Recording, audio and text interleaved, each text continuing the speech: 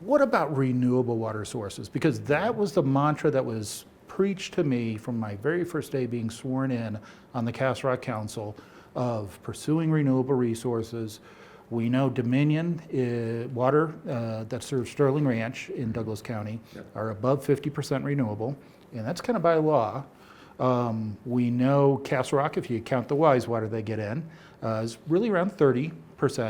And of course, Parker is investing a lot of time and effort to bring in those renewable water resources.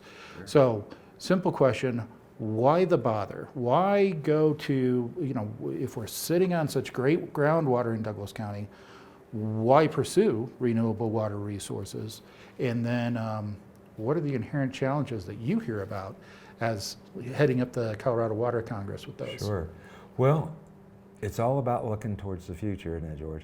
It's all about, if we see this disaster coming eventually, that when those wells run dry and you've got, what's the average home price been doing in Denver? Average home price in Douglas County is $800,000. There you go. So we can't run those communities out of water, period. It just can't happen. And, I think when John Hickenlooper was mayor of Denver, he was really the first one, in fact, ran on that platform when he was running for mayor, that we need to do more to work with between Denver and the suburbs. But prior to that, going back to people like Quig Newton and the mayors that was in the mayor in the 50s, late 40s, all the way, you just didn't see that outreach from Denver to its suburban communities. And John Hickenlooper made this statement, and I had his sign in my yard when he was running, at the time, and because I'm thinking, I haven't heard this from a mayoral candidate. This is when he was going through his primary, and I'm like, none of the other candidates they're all like, we got to protect Denver. We're all focused about Denver, and the world ends at the city limits.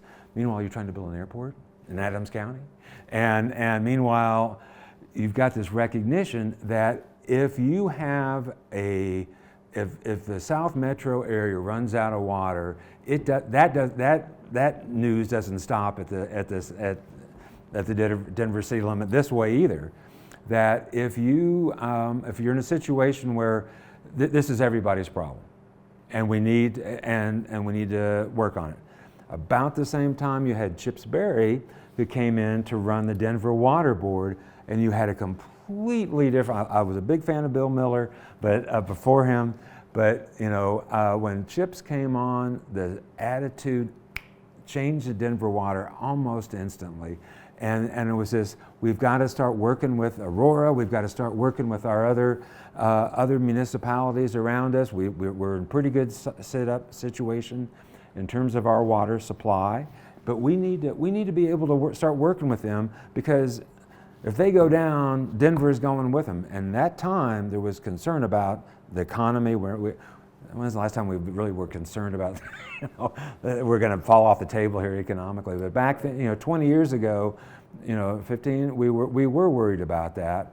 And the work the attitude that changed there was this: let's do some more collaborative work that led to the WISE project that you just referenced, and much more sharing capacity and interconnections within the systems, and always more work to be done there. But there's always room to expand that, but we've really made, I think, tremendous progress in that in the last 2 or 3 decades.